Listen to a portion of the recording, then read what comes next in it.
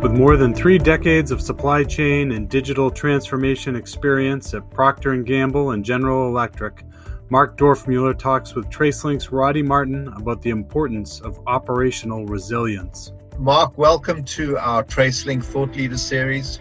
I really look forward to this discussion with you. Procter & Gamble, as you well know, rates very high in my best practices database. In every sense, simply because the transformations that P&G brought about 10 years ago, many companies are still trying to figure out. And I think the secret sauce was the way that P&G looked so holistic and comprehensively at all the changes. There weren't technology projects disconnected from people projects, disconnected from, and I'm not saying the world was perfect, but I think you were streets ahead of many of the other transformation efforts I've seen. So in particular, what I'd really like to focus on is Agile's back in vogue, right? And there's obviously the side of Agile that says we can do software development in an Agile way, but we can also do lean and supply chain and manufacturing in an Agile way, and that's more a focus on resilience of business operations. So one of the changes that P&G really spearheaded in the industry was flipping from supply-centric to shopper-centric, demand-driven, making sure that, and that's not a trivial transformation. The systems weren't set up to be demand-driven, the infrastructure wasn't. So what I'd really appreciate is for you to introduce yourself and talk a little bit about how P&G thought about the enterprise architecture view of this massive transformation, because without the enterprise architecture, this just simply wouldn't be possible. So welcome, and it's a pleasure to have you here. Thank you, Roddy. Just a short introduction of myself. I spent almost 8 years at General Electric and then another almost 30 years at Procter & Gamble. And I've served in a lot of different roles and capacities in that role, including enterprise architecture, but I've spent probably 20 years against supply chain and worked in telecommunications and globally running all of their voice, video, and data. So I've had quite a deep technology kind of view of things and a very specific business capabilities view of things. And at one point I was even the business architect for the company, trying to work through the challenge of how do we take our big ideas to market faster, where it was taking us quite a number of years to be able to roll something out globally. We needed to cut that in half. To your question about agility, I think, the way I think about agility today is, and many large enterprises are really stuck in the same problem still. They have now put in 50 years of systems of record, if you will, that are built around ERP types of systems that are still operating in a 1960s or 70 mode, meaning that they're still operating overnight, daily, weekly, monthly kind of cycles, where your business in many cases is operating at a much faster cycle. So many companies have shifted to e-commerce, and more of their businesses in that space, and yet they're still trying to operate off of supply chain planning systems in particular, which have really been built in a totally different way. I mean, they're built for batch, basically. They're really not built for real-time, responsive, agile systems. And companies are acquiring more and more businesses, and those businesses are not operating back in the batch modes. They're operating really in the 2020s, in the 21st century here, and being able to respond to the cadence of business with not only your systems but your processes is an important aspect of agility. And not all of your businesses need to operate real time, but many of them do. And you need to have systems that both from a technology standpoint, but a business process standpoint as well, that can adjust to whatever the cadence of that internal business is, internal or external. all of that, has to really be designed in a way that's first, focusing on, the consumer, whoever that consumer is. You talked about, in our dialogue earlier, we were talking about the patient being the consumer in some of the supply chains that you're working with. Well, that's your consumer in that case. So what does it look like when you're talking about patient, as the shopper, metaphor, sort of the translation? How do you talk about that? And then think about the event to patient to treatment as a value stream versus consumer, point of sale, back to really manufacturing. And to be able to build an agile system and a resilient system in that manner is really, a challenge with some of the building blocks that are still being offered to most companies. Right. And Mark, one of the points, I don't know if you know Mike Whitman, but Mike Whitman comes from P&G, from his J&J days. And I had him on a Logipharma panel, and he used to run the Tylenol operation at McNeil at J&J. And he said, we did a back of the cigarette box calculation one day at McNeil, and we came up with the fact that there were 500,000 potential failure points on a medium-sized manufacturing operation. Mm-hmm. So for an architect, that's a nightmare, right? I mean, there's no ways that you can build every possible scenario around 500,000 failure points. And that's really, I think, what makes a successful enterprise architect at business level, or not, right? You can get mired in the detail and lost in very complicated stuff, or you can take a very pragmatic business point of view and say, let's do some sort of analysis and find out where are likely to be the biggest fires that we need to deal with fast, right? So a COVID scenario or an API supplier, ingredient supplier, how do you get the business to think along those lines? I know there's no magic sauce, but are there any secret things that you found really worked to get the business thinking along the right lines? You have to take advantage of, Roddy, the situations that are going to occur. So one of the opportunities we had was, there was an incident, it was a fairly big one, caused us to have to start to reevaluate the resilience of our business and all the capabilities. But the first question was, what are the critical business capabilities that we have within in P&G? And I don't think that question had really been asked from that standpoint. It was always asked prior to that, what are the IT systems I need to have up to keep me running? And business criticality was really defined around the applications, not around the business process. And so as a part of that incident, we really rethought and redefined everything around the business capabilities that we needed to keep running. So being able to take an order from a customer was considered a critical business capability. It's sort of natural, right? I mean, right. You really never, you should never be in a position not to take an order from your customer was the rationale. So we basically said, okay, we need to be able to take orders. We need to be able to produce product, and we need to be able to ship it to the customer so that it can be sold to our consumers. We need to be able to then receive invoices and make payments to our suppliers. And we need to manage all the master data. So there was a number of things around financial that we had defined as critical. And then finally, there were some things around human capital, if you will, that we needed to make sure that you can pay your employees, that you can make sure your shareholders can still execute stock, transactions that they may need to do, and that your retirees are supported. So with hundreds of business capabilities, we narrowed it down to 10. Then we looked at what are the process fail points, what are the systems fail points, single points of failure that you might get into, and what are all of the, things that you might have to go fix in that case. And from there, it really wasn't all systems. It was as much, right.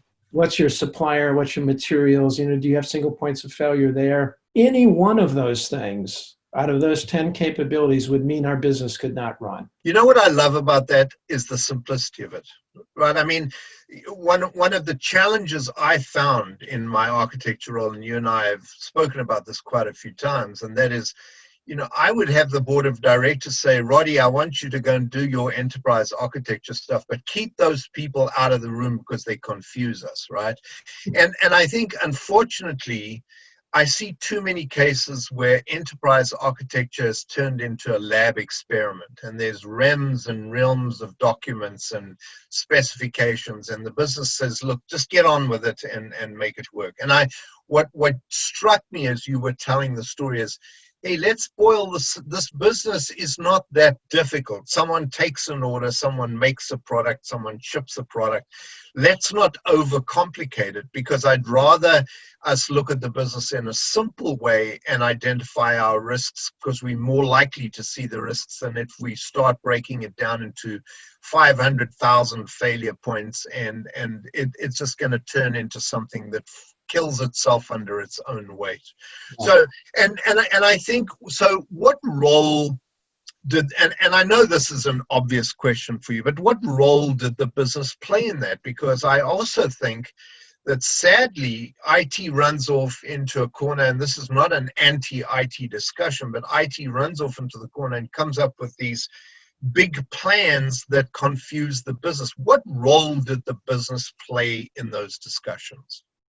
That's a very important one, because we worked with the supply chain chief officer, our HR chief officer, and our finance chief officer, whom happened to be the three people who were on our business continuity team when any incident would occur. They're the guys who actually call the shots when something happens. So we use them as the sounding board on which capabilities were the most critical. Because you can imagine, everyone wants to be included in my business. My part of the business is critical too. So they wanted money to be able to do whatever enhancements they want.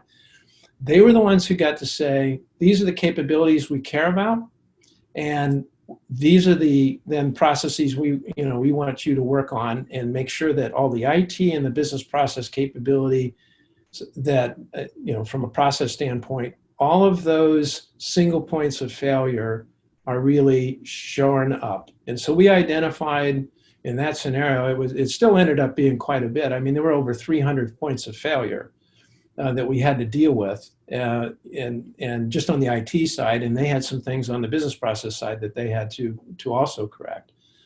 But that was how we went about it, and they were our sounding board. They were the team that would make the decision, because ultimately, if there was an incident, they had to deal with it. You took the words right out of my mouth. I mean, you can't prepare all of this for them and then expect them to react in a scenario and say, but hang on, this is not what I would have done, right? So what you've actually done is crystallize their mindsets around the scenarios that you could codify, and said, let's build this into this business continuity scenario, so that when you have to flick switches, you're probably going to flick the switches that we'd all spoken about, because we hopefully got it like 90% right. And where we got it a little wrong, it's much easier to do the 10%. So I think the point is a best practice, right? And that is that you cannot do this in isolation of the most senior business leadership that's going to have to respond in a business continuity crisis scenario. Because if you do, there's a good chance you're going to get it wrong. We did one other thing too, Roddy, which was in that scenario. So we did a lot of work on really resilience, if you will, where resilience was defined as the ability to operate and never go down. So this wasn't about disaster recovery. This was about operational resilience. I don't want to have to execute a disaster recovery plan. Not that we didn't have those, but it was, the investments weren't even on DR. We had a lot of DR. So we said, okay, keep that part going. But what we want to really focus on is, I don't ever want to go down. What do I need to do to ensure that? And will my systems and my processes be able to support that? And when you get into that, then it becomes a more interesting question.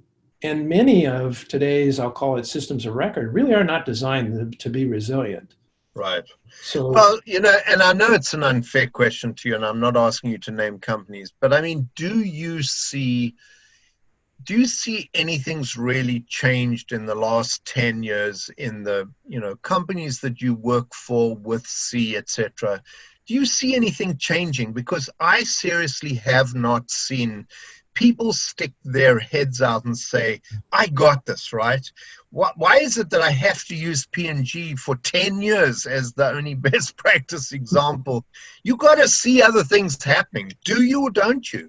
I think Amazon and Sure. Yeah, there are a couple others that are masters now, and in supply chain in particular. But when you looked at process resilience, Roddy, it may be the love for the business that P&G people feel they are part of the business, that they are the business, and so whether it was keeping an IT system resilient, or whether it was keeping a line on a manufacturing floor, we called it process reliability, but it was really keeping that line up and running, so that you had very few outages and downtimes, where you're now putting in MES systems that are measuring microseconds, of jams and small variations in fill weights. Just a real attention to detail to drive value for the business. And that was usually a combination, even on the factory floor. It wasn't just the engineers, it was information was important. So it was a collaboration between IT and our engineering organization to be able to collect the data, to be able to analyze, to be able to find the faults that were there, and then be able to build business cases to correct those process resilience issues on the line. I don't know if you've ever watched the video, very famous London School of Economics Indian professor who did a video, and you just have to Google the smell of this place. It's a fascinating video to watch. But he talks about some of the Indian cities in the summertime when there is a real smell to the place, right? And he says, isn't it funny that you can walk into a company and you immediately get the smell of this place? And what you just triggered in my mind is the smell of P&G. People are at home caring about the business as they are about their jobs, as they are about their products. And that is an epitome of P&G. I mean, that is what stands out for me as the absolute shining example, and why P&G is such a good, caring supply chain organization. Yep, and it was not uncommon for any one P&G person to know 3,000 people within the company. It's a company of about 100,000, but 3,000 people, and they're not in one function. They're in finance, they're in engineering, because we always work together to really solve the problems, regardless of what function expertise was needed to be able to do that. And very collaborative, love the business, and they really see their job as helping consumers' lives be better, so you see the value in that. So I'm going to just mention an example of where I sat in the annual reviews of projects that P&G did, just to make a point of how integrated it was, just to illustrate the point. And then I'm going to ask you, it's been a really great session with you, just to highlight the one piece of advice you would give, some young supply chain professional who's been tasked to, let's come up with a blueprint plan. So we're going to get to that, but let me first make this point that every year I was invited to attend the P&G project review. And I tell everybody the thing that absolutely stood out was you'd have a project leader, some IT folks, some business process folks, and some HR related folks, and they'd talk about what NOS this project added to P&G, not whether the project was finished on time and budget. What did it actually do for the business?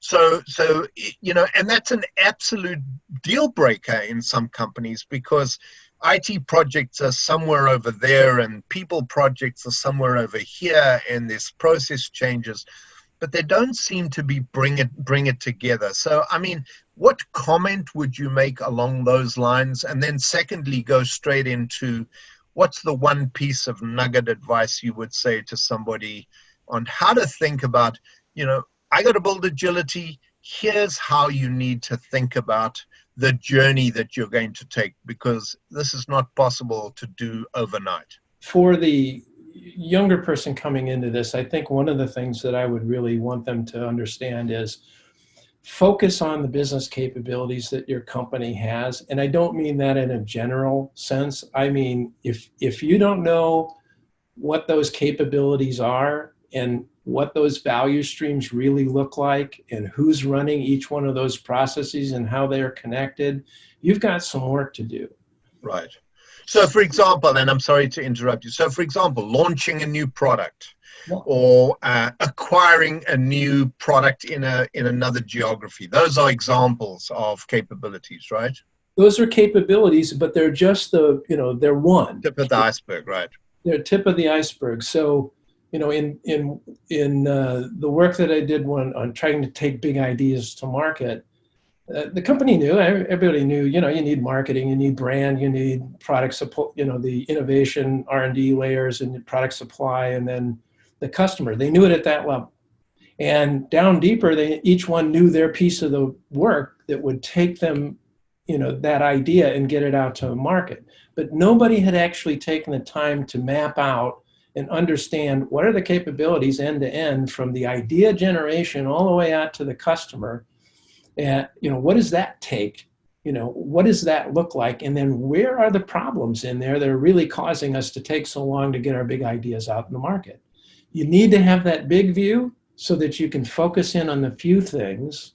There happen to be like 40-something processes involved in taking a big idea to market. But there were only 7 of them that really were causing the biggest challenge for Procter & Gamble to get them out to market faster. So those ended up being the ones that we focused on. The second part of this, Roddy, that I would say is understand the problem. Don't focus on the solution. Focus on the problem first and get it defined. Make sure that you have a good definition of the problem. You're working with your executives to understand that, and that you're focusing on the outcome that you want. So it should always have business outcomes, whether that's NOS or cost savings or productivity, whatever it might be. But make sure it has a business outcome. And yeah, I think that is a very good piece of advice, because I do think that we're so heavily biased towards buying a solution system. Let's go and buy an ERP system, or let's go and buy a planning system. And we then become focused on making that system work, not defining the problem that we're actually trying to solve. So, I think that that's a really great piece of advice. As simple as what it may be, I really don't, unfortunately, hear a lot of people talk in that language. There's teams all over the business looking for new solutions, but not necessarily teams working with the business to really clearly define the problems and the capabilities the business has to build to be agile under these disruptive scenarios. Well, in many cases, I've even seen with all the focus on startups in the past 10 years, many times people are saying, here's a startup, what problem can I solve with it? Right. You don't want to start there. You really want to start with what's your business problem, and then really apply it and understand what you already have in that space. So if you understand the problem, that problem's up against the business capability. What do you have in that space? What problem are you really trying to solve, and what do you need new to be able to do that? Mark, on that note, it's really a privilege to have you once again and to talk to you once again and have you on this Thought Leadership series. There are quite a few, ex-P&G people scattered around, like Alessandra De Luca and Jake Barr and others. So there is a good handful of P&G experience embedded into the series. But it's an absolute pleasure to have you. Thank you once again for the time. Hey, thank you, Roddy.